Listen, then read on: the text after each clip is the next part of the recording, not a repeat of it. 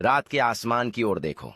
हर तारा जो तुम देख रहे हो उधार के समय में जी रहा है। छोटी छोटी चिंगारियों और ब्रह्मांडीय नर्सरी से लेकर विशाल विस्फोटों तक, यह सितारों की महाकाव्य जीवन और मृत्यु की कहानी है। हमारी यात्रा सितारों के बीच व्यापक अंधेरी जगहों से शुरू होती है। यहाँ गैस और धूल के विशाल बादल चुपचाप तैरते हैं। कॉस्मिक नर्सरी जो भविष्य के सितारों के बीज धारण करते हैं। लाखों वर्षों में गुरुत्वाकर्षण इस सामग्री को एकत्रित करता है। जैसे जैसे कोर अधिक घना और गर्म होता जाता है, कुछ अद्भुत होता है। हाइड्रोजन परमाणु हीलियम में फ्यूज होने लगते हैं, ऊर्जा का एक विस्फोट छोड़ते हैं। एक तारा जन्म लेता है। आइए करीब से देखें।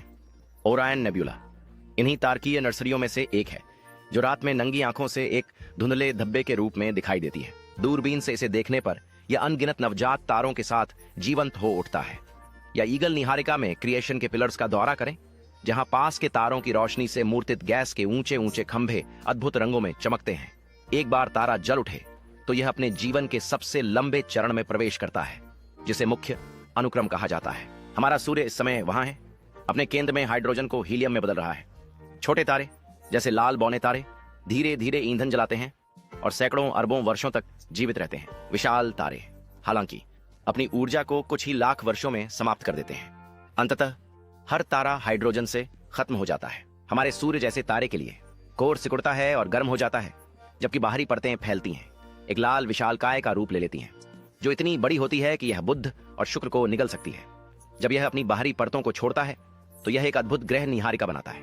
केंद्र में एक सफेद बौना रहता है जो पृथ्वी के आकार का होता है, लेकिन अविश्वसनीय रूप से घने। लेकिन विशाल तारे कहीं अधिक नाटकीय अंत का सामना करते हैं।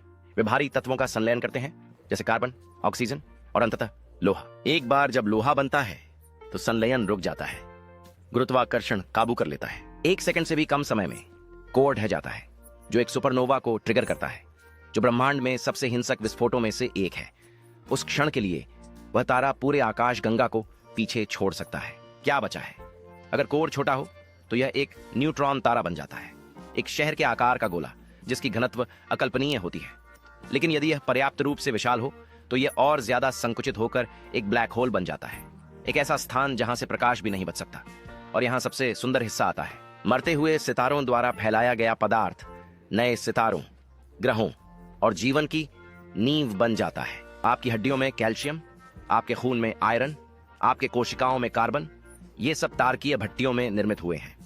जैसा कि कार्ल सागन ने कहा था, हम तारा सामग्री से बने हैं। तो अगली बार जब आप तारों की ओर देखें, याद रखें आप उस दूरस्थ प्रकाश के साथ सबसे गहरे तरीके से जुड़े हैं। ब्रह्मांड जन्म, मृत्यु और पुनर्जन्म का चक्र है और हम इसकी कहानी का हिस्सा हैं।